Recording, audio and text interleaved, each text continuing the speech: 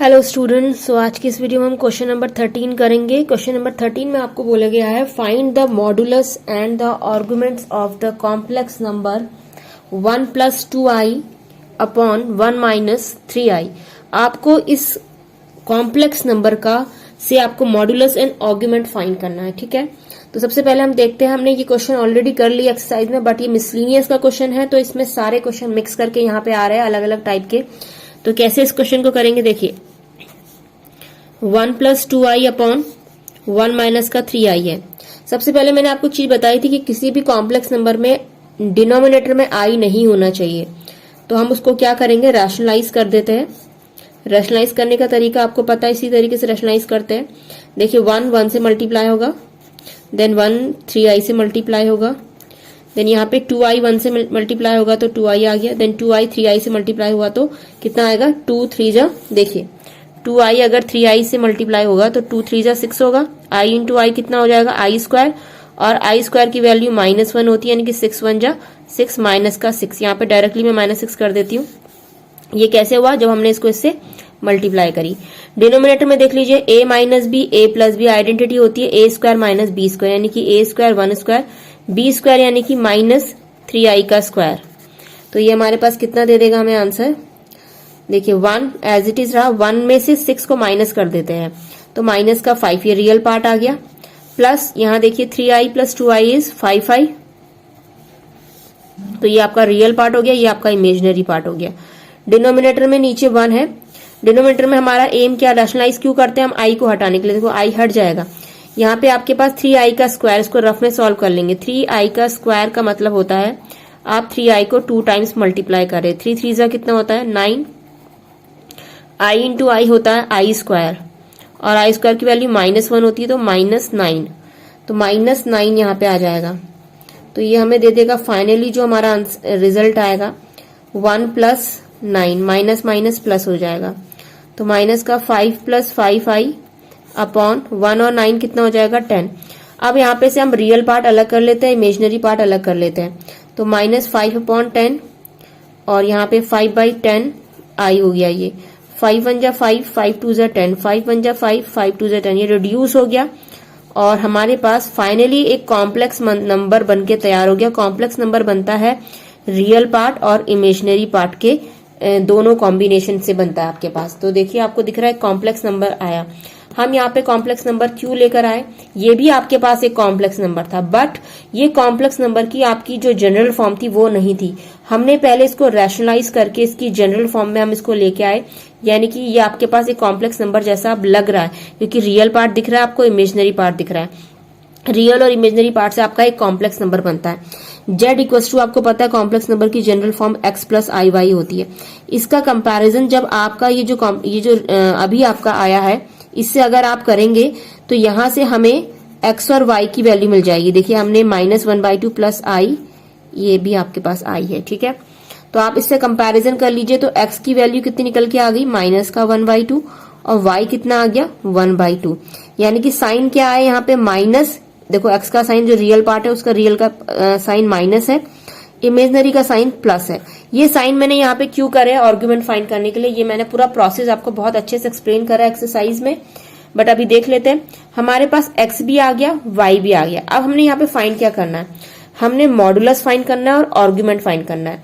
Modulus find करने का और आर्गुमेंट फाइंड करने का एक फॉर्मूला होता है, ये देखिए ये एक चार्ट है आर्गुमेंट फाइंड करने के लिए, ये मैं अभी बताऊंगी। इससे पहले हम मॉडुलस फाइंड करते हैं। पहले मॉडुलस फाइंड करने के लिए हमारे पास फॉर्मूला होता है r = √x² + y²। r आपका मॉडुलस होता है, तो यानी कि x का स्क्वायर यानी कि -1/2 का स्क्वायर हो जाएगा, y का स्क्वायर यानी कि 1/2 का square, which is equal to कितना आ जाएगा आपके पास, इसको यहां कर लेते हैं 1/4 + 1/4, जो कि आपके पास आ गया 2/4। जब आप एलसीएम लेंगे 4 ऊपर 1 1 ऐड हो जाएंगे, 2/4 तो 1/2 हो गया, तो ये √1/2 आया। तो इसको कैसे लिख सकते हैं, देखो √1 अपॉन √2, √1 का रूट करोगे तो 1 ही आएगा, √2 आपको रख देंगे आप ऐसे ही, √2 का √2 रह गया, तो r की वैल्यू हमारे पास 1/√2 आ गई।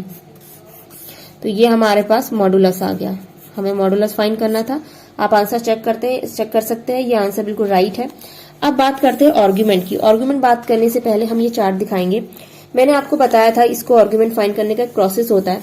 ये फर्स्ट क्वाड्रेंट होता है, ये सेकंड क्वाड्रेंट, ये थर्ड होता है, ये फोर्थ क्वाड्रेंट होता है। फर्स्ट क्वाड्रेंट में आपके साइन प्लस प्लस होते हैं, सेकंड क्वाड्रेंट में आपके साइन माइनस प्लस होते हैं, थर्ड में आपके पास माइनस माइनस होते हैं और फोर्थ में प्लस माइनस होते हैं। कैसे होते हैं ये साइन? क्योंकि ये एक्सिस पॉजिटिव है, ये पॉजिटिव है, तो फर्स्ट वाले में प्लस प्लस साइन रहेंगे। सेकंड वाले में देखिए आपके पास एक्स जो होता है वो नेगेटिव दिख रहा है ना आपके पास, और वाई जो है पॉजिटिव है, तो इसलिए माइनस प्लस होता है। थर्ड वाले में आपके पास ये भी नेगेटिव है, एक्स भी वाई भी नेगेटिव, तो नेगेटिव नेगेटिव। और फोर्थ में आपके पास देखिए एक्स पॉजिटिव है और वाई नेगेटिव है, तो ये आपके पास पॉजिटिव नेगेटिव हो जाते हैं। तो ये कुछ साइन होते हैं। तो अब यहाँ पे सबसे पहले हमारे पास जो एक्स और वाई की वैल्यू आई थी उसके साइन देखिए क्या है। पहला नेगेटिव है और दूसरा पॉजिटिव है, यानी कि कौन सा क्वाड्रेंट होगा? पहला नेगेटिव और दूसरा पॉजिटिव, सेकंड नंबर का क्वाड्रेंट होगा। सेकंड नंबर के क्वाड्रेंट में आपके पास थीटा कैसा होता है? देखिए फर्स्ट नंबर के क्वाड्रेंट में थीटा इक्वल्स टू अल्फा होता है, सेकंड नंबर के क्वाड्रेंट में आपके पास theta equals to pi minus alpha होता है, थर्ड में पाई माइनस अल्फा के आगे नेगेटिव साइन होता है, फोर्थ में आपके पास जो आपका फर्स्ट क्वाड्रेंट है उसी का नेगेटिव साइन आ जाता है। सेम थिंग थर्ड में भी आपके पास जो आपका सेकंड क्वाड्रेंट है पाई माइनस अल्फा, उसके आगे आप नेगेटिव साइन लगा देते हैं। तो ये आपके साइन की वजह से हम थीटा की वैल्यू यहाँ पे निकालेंगे। थीटा इक्वल्स टू हम लिखेंगे, हमारे पास साइन आपको पता है माइनस प्लस है, पहला वाला माइनस होना चाहिए, दूसरा प्लस, तो पहला माइनस और प्लस कौन सा क्वाड्रेंट में लाई करेगा? सेकंड क्वाड्रेंट में। सेकंड क्वाड्रेंट में थीटा की वैल्यू क्या होती है? पाई माइनस का अल्फा। इसको रख दीजिए। अब बात करेंगे कि हमने ये जो थीटा होता है ये आपको पता है ये आर्गुमेंट होता है। ये क्या होता है? आर्गुमेंट। ये आपने निकालना है। अब इसको निकालने के लिए आपको पता है अल्फा चाहिए आपको। ये अल्फा कैसे आएगा? अल्फा की जो एक फॉर्मूला होता है, alpha equals to tan inverse y upon x का मॉडुलस। ये अल्फा का फॉर्मूला होता है, ठीक है। क्योंकि हमने आर्गुमेंट निकालने के लिए हमें अल्फा को निकालना होगा। अल्फा निकालने के लिए हम इस फॉर्मूले के थ्रू निकालेंगे। tan इनवर्स y की वैल्यू देखिए हमारी निकली हुई है 1/2, x की वैल्यू भी माइनस का 1/2, तो ये 1/2 से 1/2 कैंसिल हो गया, तो ये आ गया आपका tan इनवर्स माइनस का 1 का मॉडुलस। किसी भी नेगेटिव नंबर का मॉडुलस जो होता है वो पॉजिटिव हो जाता है, यानी कि 1 आ जाएगा। अब आपको पता है 10 में 1 वैल्यू कहां पर होती है? 10 पाई/4 पे, यानी कि 45 डिग्री पे। 45 डिग्री को हम पाई/4 लिख लेते हैं, तो 10 से 10 कैंसिल हो गया, पाई/4। ये मेरे पास अल्फा की वैल्यू आ गई। अब मेरा अल्फा आ चुका है, ठीक है। आर्गुमेंट के लिए मुझे पता है फॉर्मूला क्या था? Pi minus alpha, second quadrant में लाई करा था। तो यहां पर theta equals to pi minus जो अल्फा है, यहाँ पे अल्फा की जगह हम पाई/4 कर देंगे, तो कितना हो जाएगा? देखिए अब एलसीएम लेंगे इसको, 4 एलसीएम आएगा, 1 4 जा 4 पाई माइनस का 4 1 जा पाई, ये आपको एलसीएम लेना आता है, 3 पाई/4। तो थीटा इक्वल्स टू 3 पाई/4, ये हमारे पास आर्गुमेंट हो गया। हमें यहाँ पे आर्गुमेंट एंड क्या फाइंड करना था? मॉडुलस। मॉडुलस भी निकल गया एंड आर्गुमेंट भी निकल गया। This is our answer. अब चलेंगे हम क्वेश्चन नंबर 13 हमने कर लिया 14 की तरफ। क्वेश्चन नंबर 14 में आपको बोला गया है find the real numbers x and y। आपको x एंड y की वैल्यूज फाइंड आउट करनी है, ठीक है। Find the real numbers x and y, and साथ में कंडीशन क्या दी है? देखिए इफ ये आपके पास कॉम्प्लेक्स नंबर है x माइनस आई वाई और 3 plus 5i is also a complex number, इन दोनों का जो प्रोडक्ट करके आप आंसर करेंगे इस कॉन्जुगेट, उसका कॉन्जुगेट निकालेंगे, ठीक है। इसका ये और ये यानी कि x minus I Y plus x minus I Y into 3 plus 5i is the conjugate of this, यानी कि इसका जो भी प्रोडक्ट आएगा उसका जो कॉन्जुगेट होगा वो किसके बराबर होगा? 6 माइनस 24i के। अगर आप ऐसा कर देते हैं तो हमें ये वैल्यूज x और y निकल जाएंगी। अब इस क्वेश्चन को करेंगे तो ये ज्यादा समझ में आएगा। तो सबसे पहले ये जो आपको दे रखा है इसको हम z सपोज कर लेते हैं। z equals to x minus का आई वाई 3 प्लस 5i, ठीक है। इसको सॉल्व करते हैं, मल्टीप्लाई कर लेंगे 3x माइनस का 3x प्लस 5xi, फिर माइनस का, अब फिर माइनस आई वाई 3 से करेगा तो ये कितना हो जाएगा? माइनस का 3yi, देन ये आपके पास माइनस का हो जाएगा आपके पास 5i स्क्वायर y, तो कितना आ गया? 3x प्लस 5xi माइनस का 3yi और ये देखिए आई स्क्वायर की वैल्यू माइनस होती है ना, तो माइनस माइनस ये प्लस 5y हो जाएगा। ठीक है, अब देखते हैं इसमें रियल पार्ट एक साथ कर लेते हैं, 3x प्लस 5y को साथ में कर लेते हैं और इमेजिनरी पार्ट साथ में कर लेते हैं, 5x माइनस का 3y, ये इमेजिनरी पार्ट हो गया आपके पास, ये रियल पार्ट और ये आपका इमेजिनरी पार्ट हो गया। ठीक है, तो ये z की वैल्यू आ गई हमारे पास।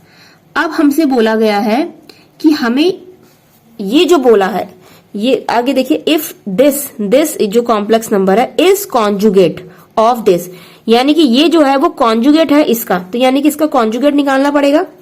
इसका जो कॉन्जुगेट होगा वो किसके बराबर होगा, इसके बराबर। यही तो लिखा ना, इज मतलब क्या होता है, यहाँ पे इसका मतलब है इक्वल टू, यानी कि ये जो है इक्वल टू होगा कॉन्जुगेट ऑफ इसके कॉन्जुगेट के इक्वल होगा।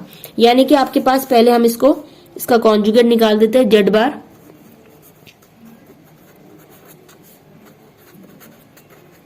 देखो कॉन्जुगेट निकालने के लिए क्या बहुत इजी नहीं रहता है, जो भी साइन दिया होता है उसका अपोजिट साइन कर लेते हैं तो वो कॉन्जुगेट हो जाता है। तो हमारा ये कॉन्जुगेट आ गया। अब इट इज गिवन दैट, क्या गिवन है आपके पास, इट इज गिवन दैट कि this complex number is conjugate, ये कॉन्जुगेट है, ये कॉन्जुगेट है, यानी कि कॉन्जुगेट इसका निकाल दिया हमने, जेड बार कॉन्जुगेट है किसका, ऑफ इसका, इसके इक्वल। तो यानी कि जेड बार यानी कि कॉन्जुगेट इसके बराबर हो गया, तो इसको इसके इक्वल कर लीजिए।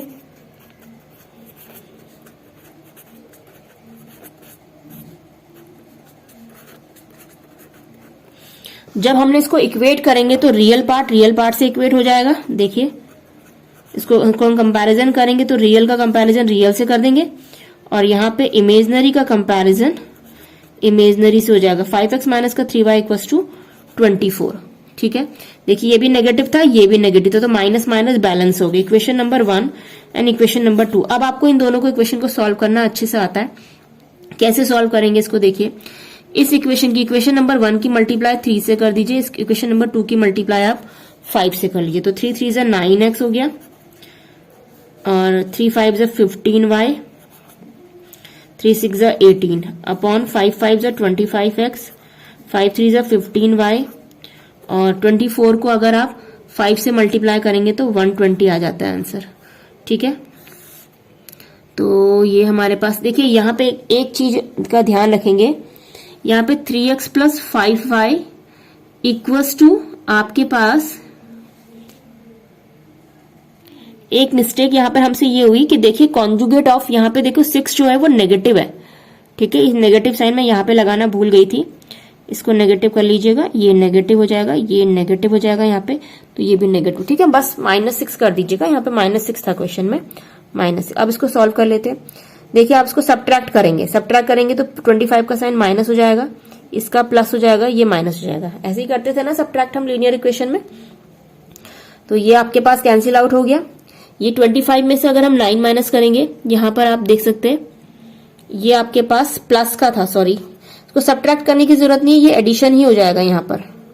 एक सेकंड मैं इसको यहाँ पे क्लियर कर देती हूँ, इस वाले पोर्शन को ना देखते हुए हम यहाँ पे करते हैं दोबारा से इसको। 18x हुआ ये प्लस 15y हुआ प्लस माइनस का 18 आया था और ये हुआ था 25x माइनस का 15y और 120। ओके, ये आ गया था, यहाँ पे साइन प्लस का था तो ये प्लस कर दीजिएगा आप। अब इसको लीनियर इक्वेशन को सॉल्व करेंगे तो ये कैंसिल आउट हो जाएगा।